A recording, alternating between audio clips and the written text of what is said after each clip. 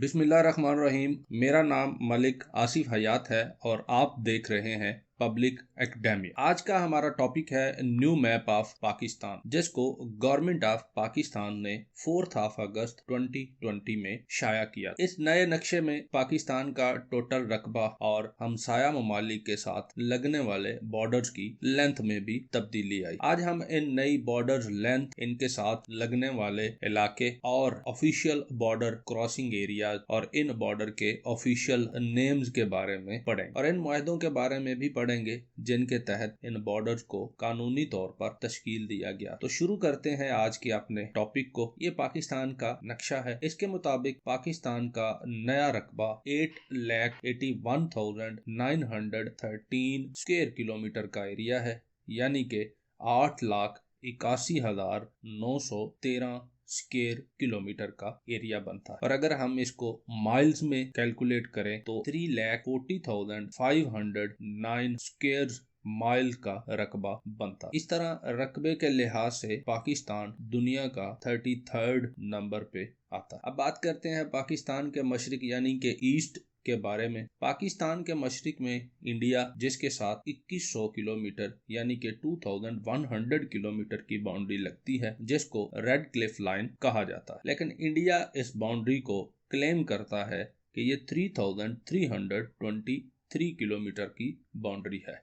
लेकिन पाकिस्तान के new official map में इसको 2100 किलोमीटर ही लिखा गया है। रेड क्लिफ लाइन को 17 अगस्त 1947 में ड्रॉ किया गया था। एक डॉक्यूमेंट्स जारी किया गया जिसमें इस बाउंड्री की तफसील बताई गई थी, जिसको रेड क्लिफ अवार्ड कहा जाता है। इस रेड क्लिफ लाइन के साथ इंडिया की 3 स्टेट पंजाब, राजस्थान और गुजरात लगती हैं और पाकिस्तान के 2 प्रोविंस, एक पंजाब और दूसरा सिंध। अब बात करते हैं लीगल बॉर्डर क्रॉसिंग एरियाज की। पहला बॉर्डर क्रॉसिंग एरिया है करतारपुर कॉरिडोर, जो इंडिया में गुरुद्वारा डेरा बाबा नानक, जो कि जिला गुरदासपुर, और पाकिस्तान में गुरुद्वारा डेरा साहिब, जो जिला नारोवाल को आपस में मिलाता है। ये दूसरा बॉर्डर क्रॉसिंग एरिया, जिसको वाघा अटारी बॉर्डर कहा जाता है, वाघा लाहौर में और अटारी जिला अमृतसर इंडिया में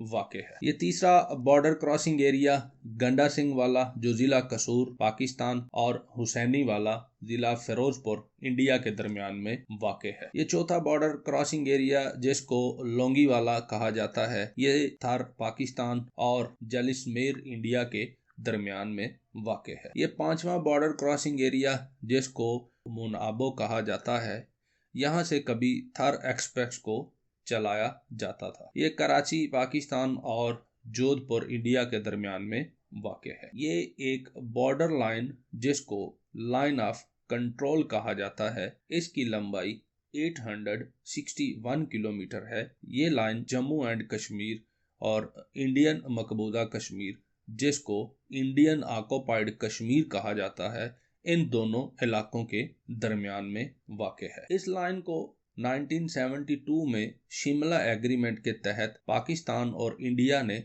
तस्लीम किया था। इसका पुराना नाम सीज फायर लाइन था, जिसको 1949 में ड्रॉ किया गया था। ये भी एक बहुत अहम लाइन है, जिसको वर्किंग बाउंड्री कहा जाता है। इसकी लंबाई 202 किलोमीटर है। ये लाइन इंडियन ऑक्युपाइड कश्मीर और पाकिस्तानी सूबे पंजाब के दरमियान में वाक़ है। अब बात करते हैं पाकिस्तान के नॉर्थ ईस्ट यानी कि शुमाल मशरक की तरफ वाक़ चाइना के साथ लगने वाले बॉर्डर की, जिसकी लंबाई 599 किलोमीटर है। इस बॉर्डर को बरतानवी राज में 1899 में खींचा गया था। उस वक़्त इस लाइन को मैकडोनल्ड लाइन कहा जाता था। पाकिस्तान के आज़ाद होने के बाद पाक चाइना बॉर्डर एग्रीमेंट 1963 में हुआ और इस लाइन को रीड्रॉ किया गया। इस बॉर्डर के साथ चीन का सूबा शिनजिंग और पाकिस्तान की तरफ गिलगित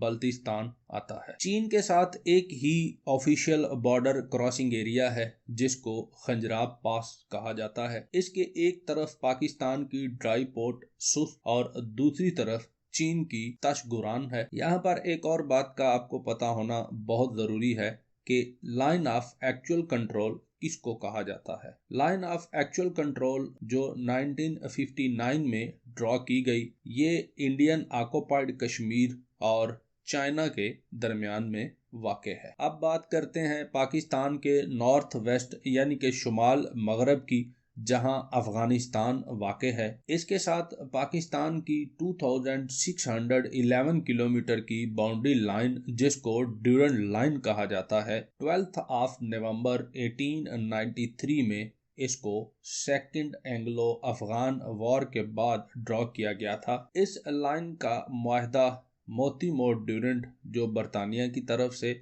और अब्दुर्रहमान जो अफगानिस्तान के अमीर थे, उन दोनों के दरमियान में हुआ था। अब बात करते हैं अफगान सूबों के बारे में जो पाकिस्तान के साथ लगते हैं। नंबर 1 पे है बदख्शां, नंबर 2 पे है नूरिस्तान, नंबर 3 पे है कुनार, नंबर 4 पे है ननगार, नंबर 5 पे है लोगर, नंबर 6 पे है पख्तिया, नंबर 7 पे है खोसट, नंबर 8 पे है पख्तीका, नंबर 9 पे है ज़ेबुल, नंबर 10 पे है कंधार और नंबर 11 पे है हेलमंड। टोटल 11 प्रोविंसेस जो हैं वो ड्यूरंड लाइन पर आते हैं, जो पाकिस्तान के साथ बॉर्डर शेयर करते हैं। अब बात करते हैं ऑफिशियल बॉर्डर क्रॉसिंग एरियाज की, जो पाकिस्तान और अफगानिस्तान के दरमियान में आते हैं। पहले नंबर पर आता है तोरखम,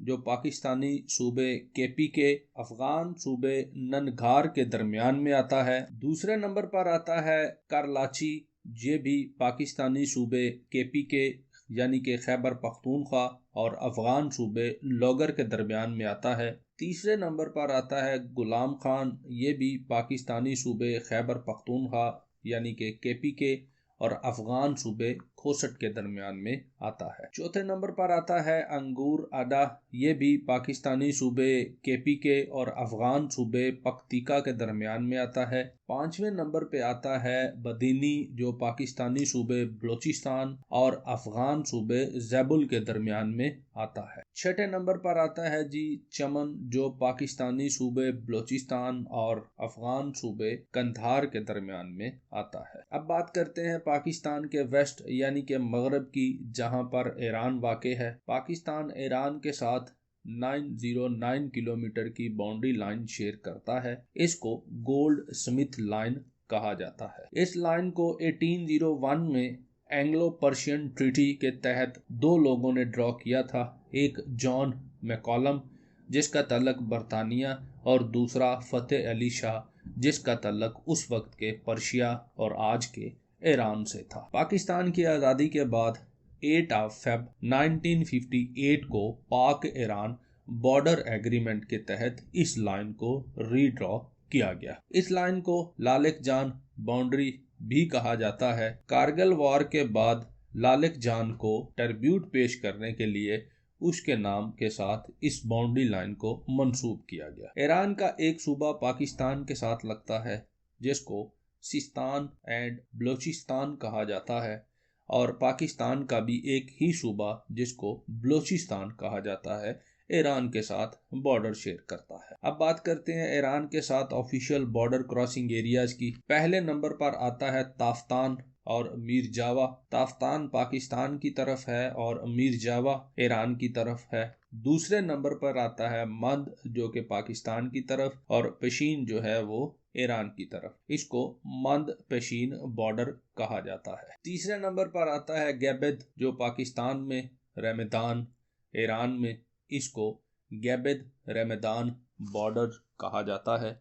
अब बात करते हैं पाकिस्तान के साउथ यानी के जनूब की, जहां अरेबियन सी यानी के बहीरा अरब वाक़ है। अरेबियन सी के साथ पाकिस्तान 1058 किलोमीटर की कोस्टल लाइन शेयर करता है, यानी कि पाकिस्तान का साहिली एरिया 1058 किलोमीटर का है। अब ये पॉइंट बहुत अच्छे से समझने वाला है। हर मुल्क की एक समुद्री हदूद होती है जो 12 न्यूटिकल माइल होती है और एक कॉन्टिनेंटल शेल्फ का एरिया होता है जिसको सी बेड एरिया भी कहा जाता है। ये उस मुल्क की मलकियत है, वो वहाँ से मुख्तलिफ़ किस्म की मादनियात निकाल सकता है, ऑयल वगैरह ड्रिल कर सकता है। ये कॉन्टिनेंटल शेल्फ का एरिया 200 न्यूटिकल माइल का होता है। पाकिस्तान के कॉन्टिनेंटल शेल्फ की लेंथ 350 न्यूटिकल माइल्स है। 2015 से पहले पाकिस्तान के कॉन्टिनेंटल शेल्फ की लेंथ जो है वो 200 न्यूटिकल माइल्स ही थी, लेकिन उससे पहले 2009 में पाकिस्तान ने एक दरख्वास्त दी, एक एप्लीकेशन पुट की UNCLCS को। तो इस कमीशन ने 2015 में 150 न्यूटिकल माइल्स बढ़ा दिए पाकिस्तान के। तो इस तरह पाकिस्तानी कॉन्टिनेंटल शेल्फ की लेंथ जो है वो 350 न्यूटिकल माइल हो गई थी। अब ये UNCLCS क्या है? United Nations commission on limits on continental shelf. इस कमीशन को 10 दिसंबर 1982 में मोंटेगो बे यानी के जमैका में बनाया गया। ये कमीशन अपने मेंबर ममालिक के कॉन्टिनेंटल शेल्फ के मसाइल को देखती है और मेंबर ममालिक के दरमियान इस तरह के डिस्प्यूट को हल करवाती है। उम्मीद करता हूँ कि ये वीडियो आपको पसंद आई होगी। इसको लाइक, शेयर और चैनल को सब्सक्राइब कर दीजिएगा।